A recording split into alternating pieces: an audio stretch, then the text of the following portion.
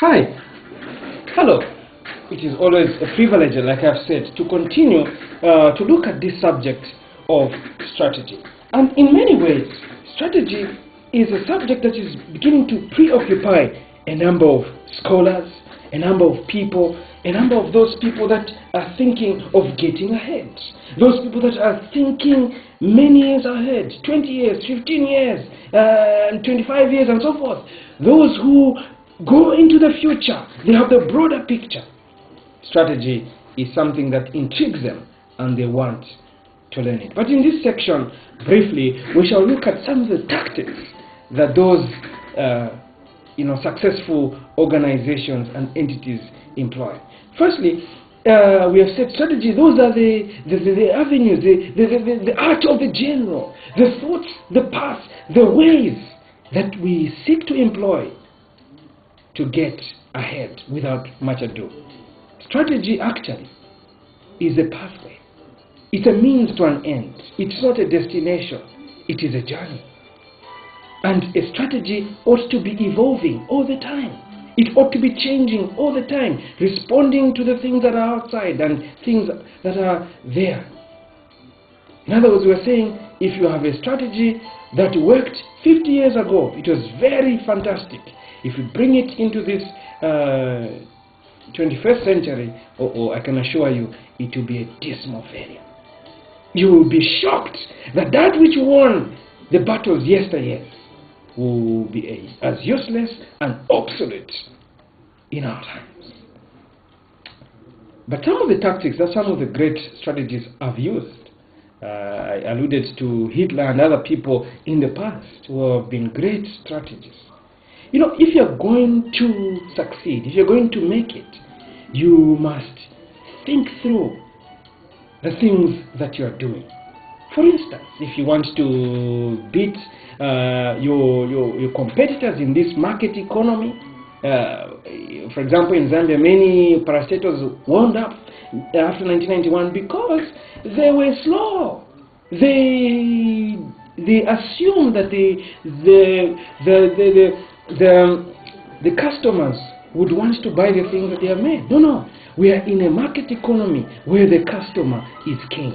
So if you want to succeed, let me tell you a secret. You must make sure that you are many steps ahead of your competitors. 2 years, 3 years. If it means churning out new products, churn them out at a faster rate than your enemies. Make sure that you are always thinking ahead. You become a trendsetter. You are changing and evolving and ensuring that you are ahead of the pack. And perhaps you cut out a niche for yourself so that people cannot copy you. You must develop certain competences which your enemies don't have. But secondly, the other weapon that you can use as a strategy is that ensure that your products and services are of the highest quality.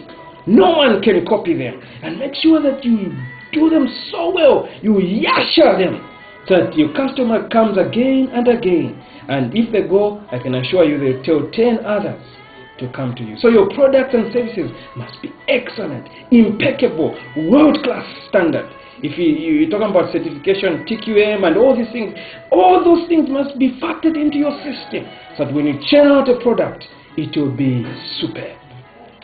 A few days ago, I got on a bus from Lusaka to Mungu by mistake, and I thought that was one of the good buses, but by bitter experience or by realization, I discovered it was one of those buses which had the worst customer relations.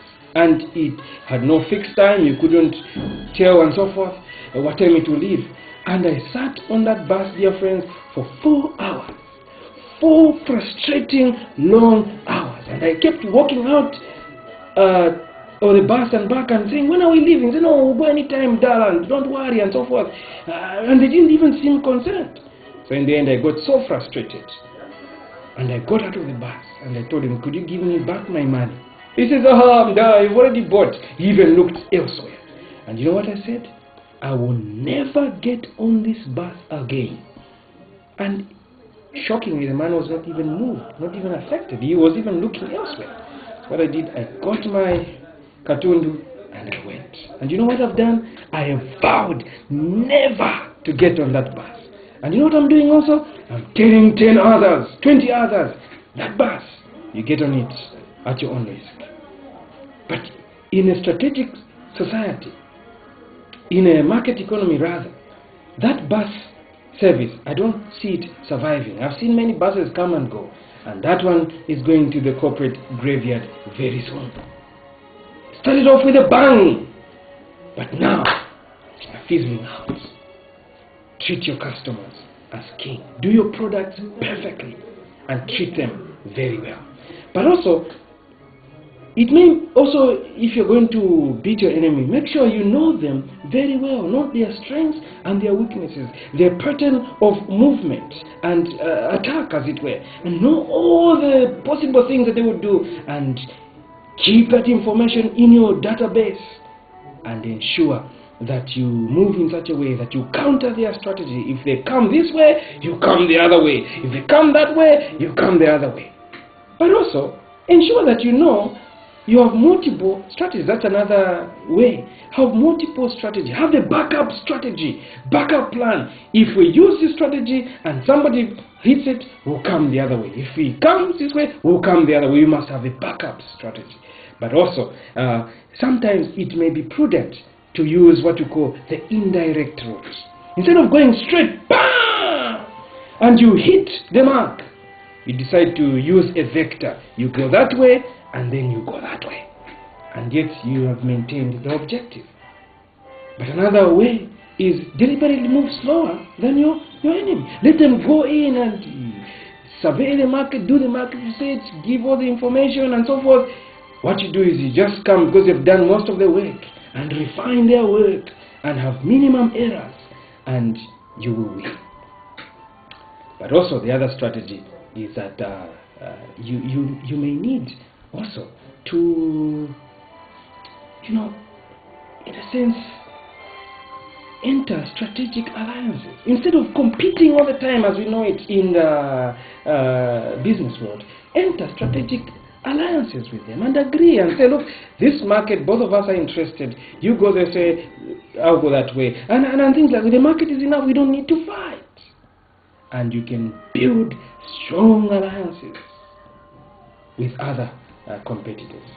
But there could be other ways that you can look at strategy. But the bottom line is that know what you want to do exactly from the beginning. Don't just plunge into something. Know exactly, and then you go in. You hurl yourself inside with all your energy, with all your strength, and resolve not to settle for anything less. But the last strategy, or the last thing that I would like to say, is that build a team, community kind of culture in your organization. People that have the same goal, same passion, same idea, and people who long to see the organization and identify with the objectives of the organization. If you have the wrong leadership, then you're in trouble. I think that's one of the reasons Zambia remains where it is, with all the resources, uranium, gold, diamonds, copper, silver, iron, abundant land resources, the rivers, the relatively unpolluted environment, population, and name it. We have every advantage, and yet we remain poor.